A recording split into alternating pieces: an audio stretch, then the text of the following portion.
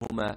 فلما مات عمر رضي الله عنه ذكرت ذلك لعائشة رضي الله عنها فقالت: رحم الله عمر، والله ما حدث رسول الله صلى الله عليه وسلم إن الله لا يعذب المؤمن ببكاء أهله عليه، ولكن رسول الله صلى الله عليه وسلم قال: إن الله لا يزيد الكافر عذابا ببكاء أهله عليه. وقالت: حسبكم القرآن ولا تزر وازرة وزر أخرى. قال ابن عباس رضي الله عنهما عند ذلك: والله هو أضحك وأبكى.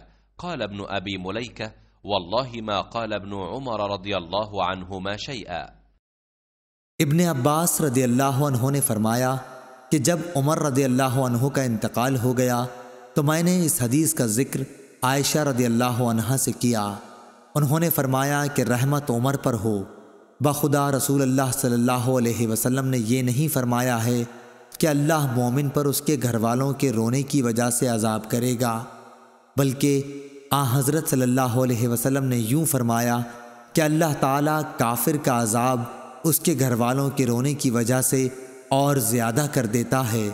इसके बाद कहने लगी कि कुरान की ये आयत तुमको बस करती है कि कोई किसी के गुनाह का ज़िम्मेदार और उसका बोझ उठाने वाला नहीं।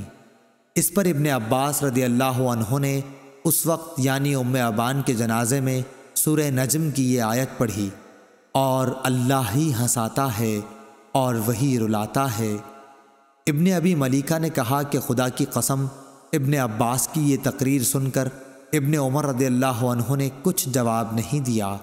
सही बुखारी हदीस नंबर 1288।